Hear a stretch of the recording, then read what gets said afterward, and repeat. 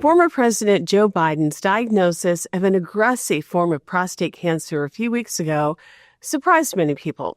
But prostate cancer is more common than we think. 1 in 8 men will develop it.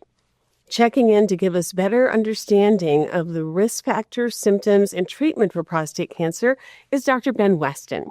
Dr. Weston is Milwaukee County's Chief Health Policy Advisor and an Associate Professor of the Department of Emergency Medicine at the Medical College of Wisconsin. Thanks so much for joining us. Well, it's good to be back with you, Denise. We'll talk more about prostate cancer in a minute, but what impact does it have when somebody of Joe Biden's stature publicly talks about his prostate cancer diagnosis? Yeah, I mean, certainly this diagnosis is a tragic one for President Biden and his family. But being able to talk about it and talk about it openly leads to conversations like this. And it leads to conversations about what men should know about prostate cancer, what they should know about the screening, the prevention, the risk factors, and the symptoms. And even though I'm sure it's a difficult conversation for him to have, it certainly leads to many other conversations across the country, around the world, about this disease and increased awareness. What are some of the risk factors that can influence whether or not someone develops prostate cancer? Yeah, so certainly age is one of the major risk factors for prostate cancer. And then there are certain groups, whether it's with a family history, actually certain racial and ethnic groups, so African American men actually get prostate cancer at a higher rate, get it younger, get it in more severe forms. So there are certain risk factors that go along with it, but watching for signs and symptoms, of course, is critical as well. What are some of those early symptoms, and what are some of the specific tests that might help diagnose prostate cancer in earlier stages? Yeah, so the typical signs and symptoms have to do with urination. When you urinate, the stream of urine through your body kind of passes by the prostate. And so as the prostate gets enlarged, or if there's a cancerous tumor, it'll change those urinary symptoms. So it might be trouble urinating, it might be pain with urination, it might be blood in your urine. Now, there's a lot of things that can cause those sort of symptoms, but prostate cancer is one of them. And so if these are the sort of symptoms you're experiencing, certainly you'd want to talk to your healthcare provider about it. And when you see your healthcare provider, if you're having those problems, are there tests that can really help to narrow down whether or not it might be prostate cancer or it's something else? Absolutely. So there's 2 different times when you probably see your doctor. One is when you're specifically having symptoms. And in that case, you'd see your doctor. They may do a few initial tests, a urine test, maybe some other tests, and then refer you on to a specialist, depending on the results, to get more specialized sort of tests. Now, the more common scenario that people are going to encounter, though, is they don't have symptoms. And they're just wondering, is this something I should be screening for? And so certainly thinking about the screening tests and whether that's right for you is important as well. And those screening tests are so critical because prostate cancer, if it's caught early, is really very treatable.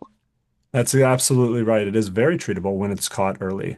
In fact, prostate cancer that's confined and hasn't spread is nearly 100% treatable. And so it is an important thing to catch early, but the screening tests are complex. And so as men get older, the screening starts to become, the conversation around the screening starts to become recommended. And that sounds a bit confusing. So what that means is you want to have a conversation with your healthcare provider about whether screening with a test like PSA is one of the ones we hear about a lot. That's a lab test, a blood test, whether that is the appropriate test for you. Now, for some people, especially if you have high risk factors, if you have a family history, certainly if you have symptoms, this is a test you're going to want to probably talk to your doctor about getting. For other people, you have to talk about your history, your symptoms, your values, your, the sort of lifestyle you lead and whether the test is right for you. Now, what's interesting about this test is when you get over age 70, and of course, President Biden was over age 70, the test is generally not recommended, which has caused a lot of discussion. And so we can talk about why that test isn't recommended as well. Why is the test not recommended Yes. after 70? Yeah, so certainly this is going to be, again, a discussion with your physician or your healthcare provider. And for some men, certainly it is still going to be recommended. But for most, the challenge is that when the test is positive, it doesn't always mean that you have cancer, but it does mean that typically you have to go a step further. And eventually that step further might be a biopsy, or it might be invasive procedures. And these procedures have complications with them. And so the thought is that prostate cancer typically, not in President Biden's case, but typically is a very slow growing cancer. And so when you have a man over age 70, the typical lifespan is to about age 80.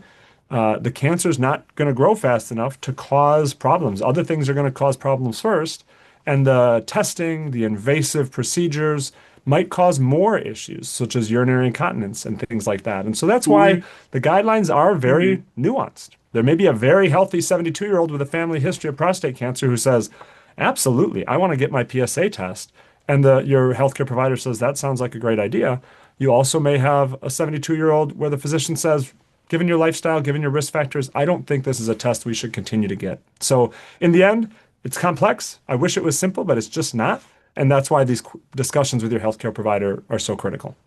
When someone has prostate cancer, what kind of treatments are there to help an individual live with the disease? Absolutely. So for prostate cancer, like a lot of different cancers, the treatment really depends on the specificity of the type of cancer that you have, as well as how far that cancer has spread. And so for prostate cancer, for example, if it's just located in the prostate, that might be a surgical issue where you can have a procedure to remove that cancer and then you are cancer-free. In the case of President Biden, or what we've heard at least through the news, is that his cancer is pretty widespread. We've talked about stage 4 cancer. So staging is talking about how widespread the cancer is in your body. And when it's widespread like that, surgery typically isn't the best choice. And so thinking about things that are more effective on your whole body, like chemotherapy, or getting to the case of what we've heard about President Biden's cancer, specific hormone therapy to decrease the hormones that are really driving the progression of that cancer. I guess the good news is that if you stay on top of this, if you're watching your health and you pay attention to your body, if you have prostate cancer, it isn't something that is a serious illness if you get to it early.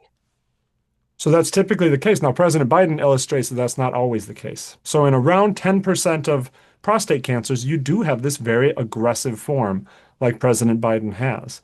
And so what we can see is these what are called interval cancers, where even when you get your PSA test, the cancer comes about between those tests. And it's so aggressive that it just takes over rapidly in that way and spreads. And that seems to be, from what we're hearing, potentially what happened with President Biden, although he hadn't gotten a PSA test for quite some time, so it's hard to say. But either way, you can have these prostate cancers that are fast and rapid onset. But the typical prostate cancer is slower, more insidious onset. So the advice is listen to your body, and if you have questions, seek out care from your health professional. That's right. I think listen to your body is always the question. If you have something concerning going on, talk to your healthcare provider about it. But also for this and other screenings too, when we're talking about colonoscopies for men and women, when we're talking about pap smears for women, these are all cancer screening tests and they're critical to get, but they are complex and they involve decision making and they involve reviewing guidelines. And that's where your healthcare provider comes in, because your primary care provider is an expert at knowing all of these guidelines and helping you make the decision of when you should start getting screened to make sure you can stay as healthy as possible.